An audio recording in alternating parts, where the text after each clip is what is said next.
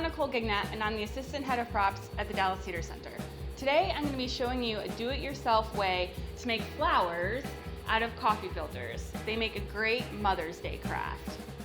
So what you'll need to be able to do this are coffee filters, something to use as your stems, so wooden skewers, straws, any kind of dowel you might have will be great. You also need a water-based marker for the color that you want your flowers to be. Some other things it's helpful to have are paintbrush, scissors, and a hot glue gun. So those are the essentials that you need, and we can get started. So first, you want to take your coffee filter and fold it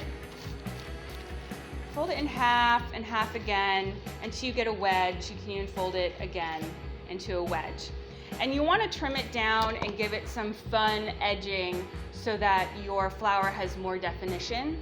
I'm just going to cut little waves into mine, which is similar to what I did for these pink flowers, which is what we're going to try and make right now. When it's still folded up, you want to cut your edges so now you have some wavy edges, and you also want to cut a little out of the center off of right there.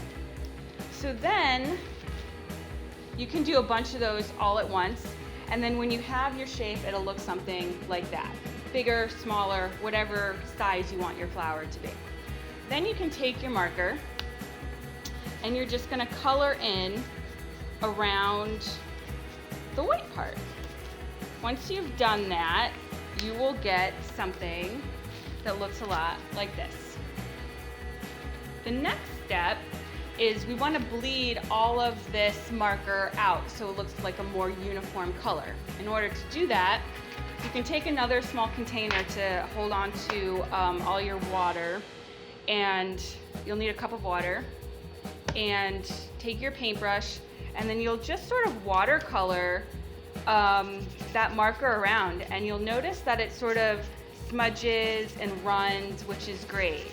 Just be careful not to really use your fingers, because this will come off on your fingers and you'll be walking around with whatever flower color you picked for a day or so. It will eventually wash away, but you'll just want to be careful. So now what I've done is gotten a nice sort of blended tone for my flower. Now, trying not to touch it, I'm actually going to use my paintbrush and my skewer and try and just pick it up off of this. And I put mine onto a tray for it to dry. So you'll need this to dry so that the color sticks with the flower. And you could do all of those all at once. They can dry in a pile. You don't have to separate them out. And once they're dry, and you can use a hair dryer if that helps speed up the drying process. Just be careful, they are lightweight and they'll float around. But they will look something like these. And if you want more of the crinkly appearance, you can even bunch up the flowers a little bit, which gives you more definition in the color as it's drying. So what we'll go ahead and do is, once they're dry, you just have to take whatever you want to use as your stem and poke it through the hole. Now you want to use a hot glue gun.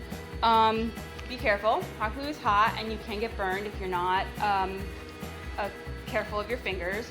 So what you want to do is put just a little bit of hot glue around the top there, and then push your petal onto it. And then you can sort of just wrinkle up that bottom section, and everything will start to just create that first sort of petal appearance. After that, you just put as many petals as you sort of want your flower to be. On these pink flowers, I did four different coffee filters. So you just thread it through so it's ready to go. Take your hot glue gun. Again, be careful. It's hot. It will burn you.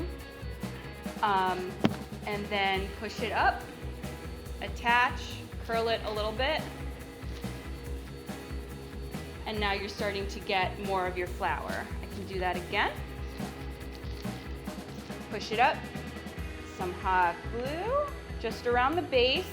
You can go a little higher in the base if you want your flour to be a little bit tighter, but I'm making these so that they're a little fluffy. So I don't want to go too high into the previous filter.